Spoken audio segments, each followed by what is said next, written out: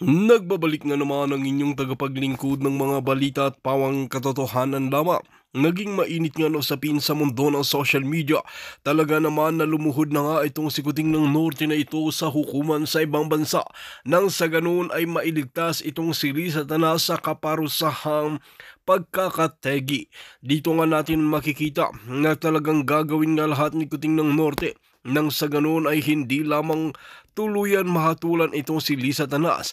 Ang kinakatakot ng maraming netizen ngayon sa bansa natin ay kung makakalaya itong si Lisa Tanas na ito ay paniguradong lalaki na naman ang ulo ni Kuting ng Norte at sasabihin na nasusuhulan ang mga hukuman pati sa ibang bansa sa kanyang limpak-limpak na salapi. Kaya naman ang panawagan ng maraming netizen ay ituloy na ang hatol kay Lisa Tanas nang sa ganoon ay hindi na ito pamarisan pa ng iba pa na susunod sa kanya. Ngayon nga ay talagang nag-iinit na rin ng ulo ang maraming netizen dahil sa ginawa ni Kuting ng Norte na ginagamit ang kanyang pera. Ngunit ayon naman sa mga judges na kahit anong mangyari ay talagang gagawin nila ang kanilang tungkulin at hindi nga sila magpapabayad ng salapi na kahit pinategi na ang dalawang judges na kasamahan nila ay ipagpapatuloy pa rin nila ang laban para sa kaso ni Lisa Tanas. Well mga kaibigan, para nga sa karagdagang impormasyon, panoorin nga natin ang buong video. At kung bago ka lamang sa aking channel, huwag kalimutan i-click ang subscribe button at notification bell para lagi kang updated sa ating mga bagong video. At para sa sulit viewers natin dyan, maraming salamat sa walang sawang pagsuporta. Si Ram, ayan si Rebecca at marami pang iba. Okay, tuloy-tuloy na tayo mga hitad. So, ipinagmamalaki ng mga trolls ni Kuting ng Norte na kesyo nagsalta daw siya sa Australian Parliament. O, di ba? Parang, wow, pinalakpakan si Kuting. Mga julul. Mga julul. Kung si President Xi Jinping na hindi naiintindihan ng majority, okay, ng nandoon sa bulwagan ay pinalakpakan, you know, protocol yan na kailangan siyang palakpakan kahit isinusuka si Kuting ng Norte. Okay, hindi siya bukod tangi na espesyal siya dahil mag-isa lang siyang katangi-tangi na nag-address doon ng mga katsuba-chuchu niyang mga statement. Of course, you know, it's okay naman na magsalta ng mga ganyang kasinungalingan, drama-drama. Of course, siyempre, in respect sa relation, bilateral relation ng dalawang bansa. Okay? Normal lang naman yun. Okay? Tama lang naman yun na may mga ganong klaseng mga drama-dramatization o di ba mga ugnayan ng dalawang bansa. Pero hindi ibig sabihin na si Kuting, right? Si Kuting ay bida-bidahan na, you know? Siya na pinaka the best, which is hindi totoo kasi mga kababayan, eto mga kaeksenang banga. Okay. So ayan, may bumoljak sa kanya si Senator si Senator Rice, okay? Si Senator, ano yan? Ayan, si Janet Rice. Okay? So anong sinasabi niya ni Janet Rice? So pinakita niya habang nagsasalita si Kuting ay binoljak niya ng bonggang-bongga. Stop the human rights abuses. Okay? Anong sinabi niya dyan? Under the Marcos Kuting Jr., corruption in the Philippines is getting worse. There are hundreds of political prisoners and anti-terrorism laws are used as legal cover for extrajudicial killings.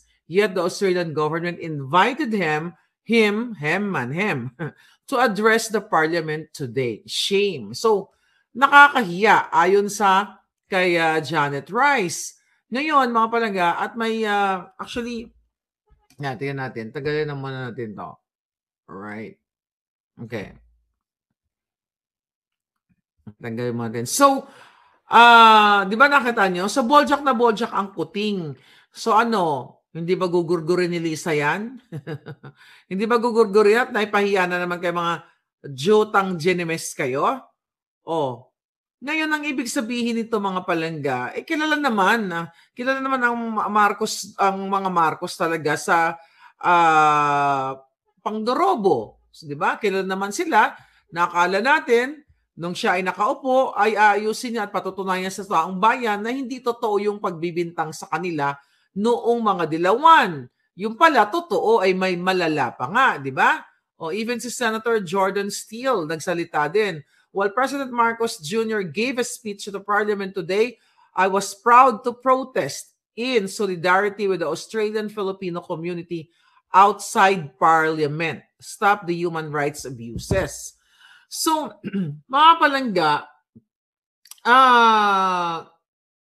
wala namang ano dyan. Sabi nga ng friend kong lawyer, you know what, dito sa Amerika, wala talk about yung pinag-usapan namin na hindi mahirap kumbinsihin, you know? Pag mga kaso-kaso, pag pinag-usapan ng Marcos, tapos nakakonect si Lisa Smugs, Araneta, ganyan, hindi mahirap kumbinsihin ang judge at ang jurors pag pinag-usapan ang kawatan, ang pagnanakaw ng Araneta Marcos o ng Marcos. So ngayon, ipinakita dyan, mga kababayan, ni Janet Rice na sila ay nawindang o nabahala sila dahil binigyan nga ng Australian Parliament ng pagsasalita pa itong tsansa si Kuting Jr. na magpabida-bidaan sa mata ng mga dugyots. Nakala mo bida-bidaan siya sa kabila ng lumalalang katiwalian o malupit na mga human rights abuses. Ano yung mga human rights abuses? Nabanggit na ni Janet Rice yung mga pagtatanim ng kaso. Sino mga tinamnan? Kasama na ako dyan, tinamnan ako ng kaso. Diba? Gumawa ng kwento. And I thank you, Senator Janet Rice. I hope may friends ka na mga Pilipino for sure. You know, just translate ko ano yung mga pinagnangak ko dito. So ngayon, mga palangga. So, syempre may mga Filipino friends o Filipino mga kababayan natin. So, nakikita nila at may mga nag-i-inform sa kanila na malala pa rin. Okay? Itong ginagawa ni Marcos Jr., mas lumala nga daw eh. 'Di ba? Ang pag-aabuso sa karapatang pangtao. 'Di ba? Ano yung mga sinasabi niya? Although, mga palangga, wala na, Kets. Ayan. So nakikita ninyo, so binoljak siya ng bonggang-bongga. So yung mga drama ni Kuting, it's all BS, yung mga motherhood statement, mga grandstanding eklabouche niya, na akala mo lagi na lang pa-script-script. Ito'y kaboysitan ng lahat yan. Wala nang maniniwala sa kanila. Lalo na ngayon, palala na. Kung gumanda sana ang buhay ng mga Pilipino, gumanda sana ang buhay ng mga OFW at nagsiuwian na, doon ka maniwala na bumangon ng Pilipinas. Pero all this travel ni Kuting, ito po ay paggagasta lang sa pera ng bayan at drama-drama lang na kunyari, you know, na concerned siya sa Pilipino, concerned siya sa inyo at pinag-uusapan ang peace talk, mga ganyan. Mga, anong pinag-uusapan nila? Tingnan ko. Anong mga eksena ni Kuting doon tungkol sa history ng Pilipinas at ang Australian, yung pagkakaibigan chuchu. So those are, you know, pwede namang magpalitan na lang ng notes. 'Di ba? Hindi na kailangan mamasahe pa papunta sa Australia para pag-usapan itong mga pistok na ito, mga strategic chuchu. Kasi wala naman talagang peace sa Pilipinas. Babalik na naman tayo. Kahit anong sabihin ni Kuting na mga drama niya, ito ay pinapahiwatig niya, ito mga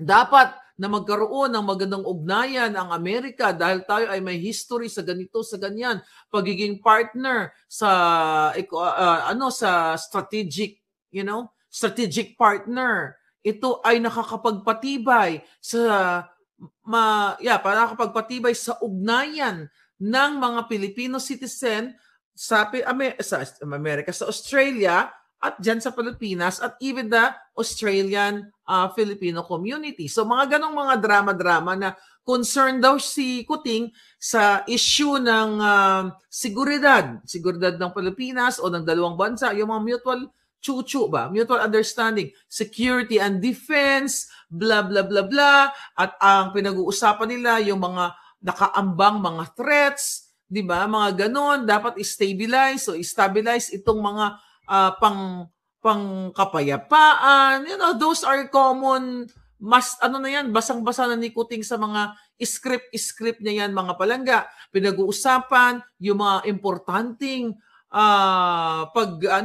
importanteng pagkakasunduan, okay, ng Australia. O, mga ganyang dramatization, narinig nyo na yan, mga palangga. Mas importante daw ang ugnayan ng Pilipino at Australia na dapat pangalagaan natin, bla bla bla, at isusulong natin ang, ano pa sinabi niya doon? At pinagmamalaki niya na hindi daw pwedeng manghimasok, okay, ang sino mang mga ibang lahi. Sabi niya, I remain firm. Sabi niya, we remain firm in defending our sovereignty, our sovereign rights, our jurisdiction. Julul, putang ina ka. Anong pinagsasabi mo? 'Di ba? Ipinapasok mo nga yung ICC din sa loob ng Malacanang, nagsisinungaling ka namang hinayupak ka diyan. 'Di ba? Ano sabi niya? I shall never tire of repeating the declaration that I made from the first day that I took office. I will not allow any attempt by any foreign power to take even 1 square inch of our sovereign territory. Really? Anong ginagawa mo ngayon? Tuta ka. Tuta ka ng mga pulboronic. Wala mga kakwenta-kwenta to. Pinagsasabi nitong hinayupak na to. O, ano ba mga sinasabi niya? Wala na, puro kabuisitan yan. On behalf of the Filipino people, I thank Australia for standing with the Republic of the Philippines. Pero ikaw, tumayo ka ba? Maaari ang Australia, for sure, ang friendship nila is sincere naman. Okay, whatever. For sure, may interest yan. Hindi na magkakaroon ng, alam mo, ang bawat bansa naman, pareho lang may interest yan. May vested interest. Diba? Pero dapat mutual ang kanilang interest. Hindi pwedeng si Australia lang o si Amerika lang o si Russia lang ang makikinabang.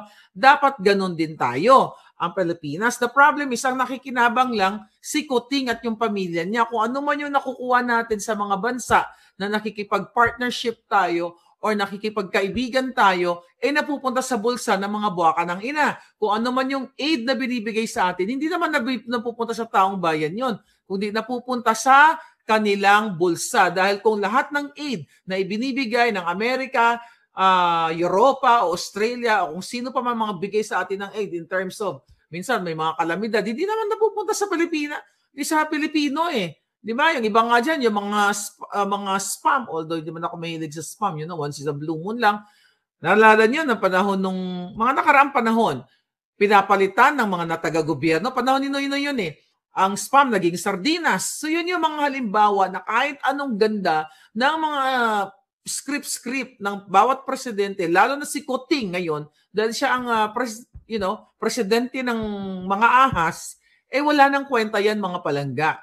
Ano pa sinasabi niya doon sa parliament speech niya? Gusto niyang makipag-collaborate para sa mga negosyo na darating, mga foreign investment. Mga ganyang katsutsuhan.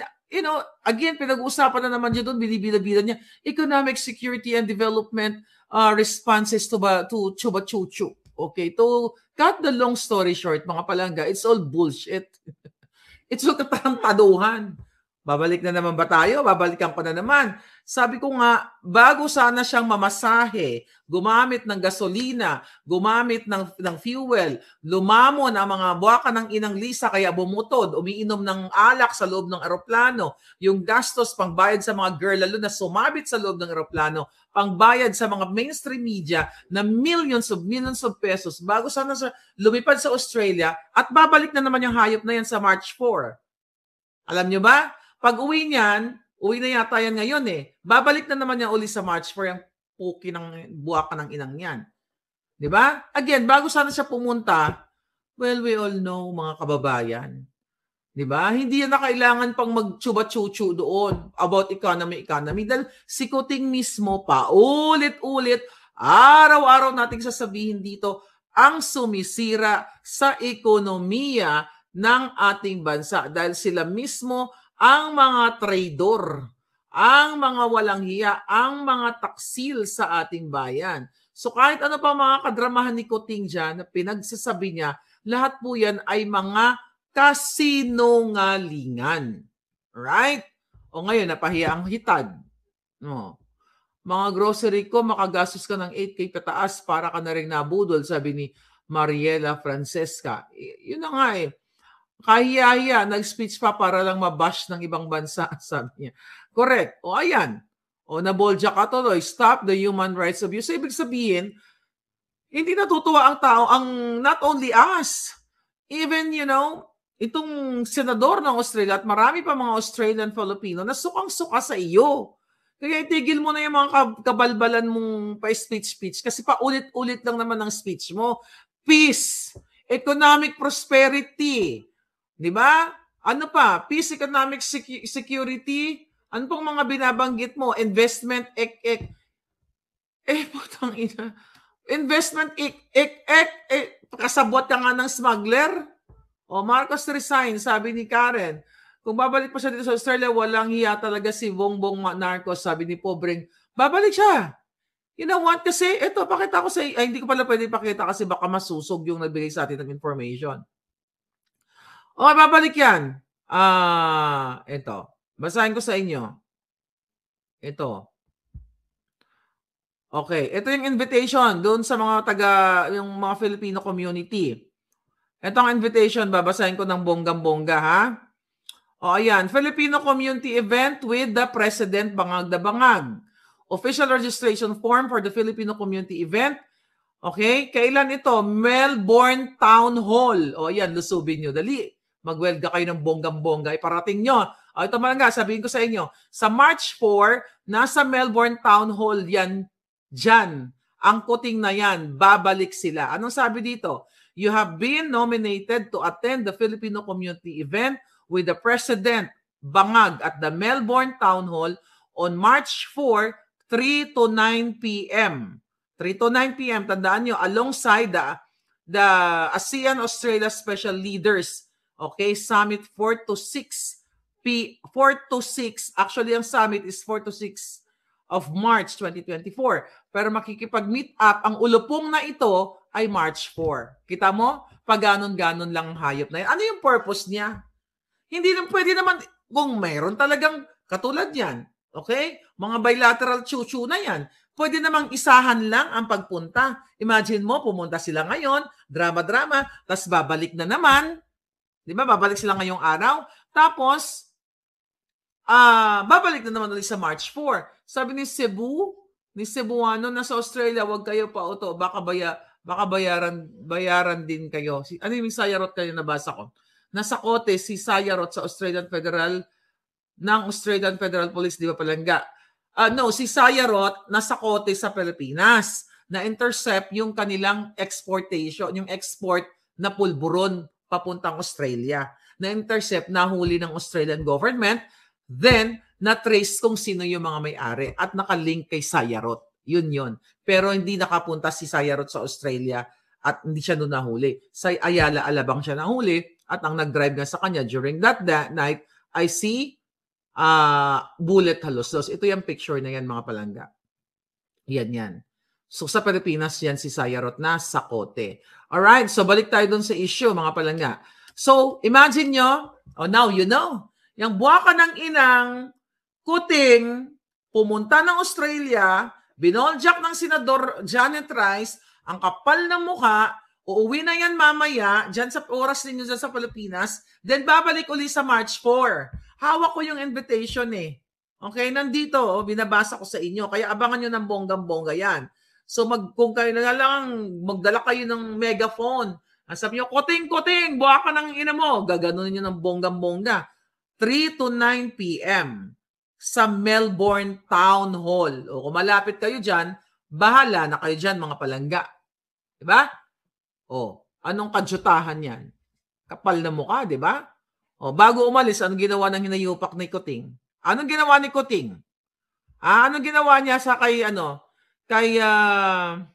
pangalan nito? Anong pinagsasabi niya kay Pastor Kibuloy?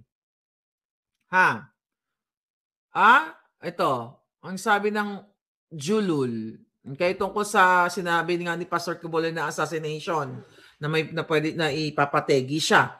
Patawa-tawa pa siya. Ano sabi niya? Anong assassination? Okay? Ang gusto daw ni Kuting ay dumalo siya. Ito yung exact word niya. Ano sabi ni Kuting?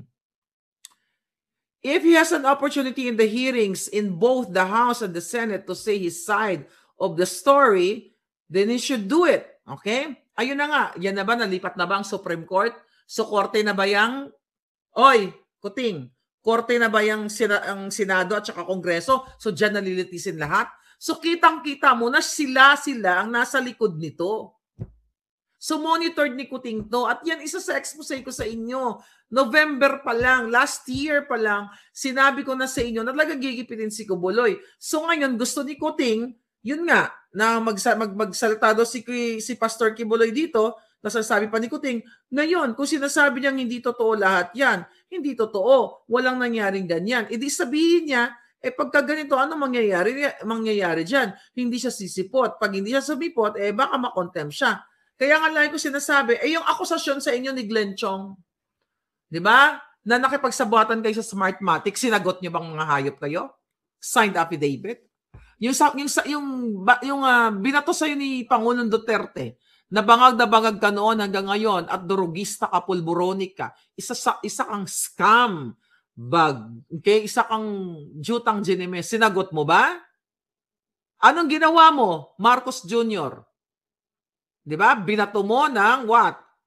Ginawan mo ng fake news ang prescription na tinitake o dating tinake ng Pangulong Duterte, yung Penta.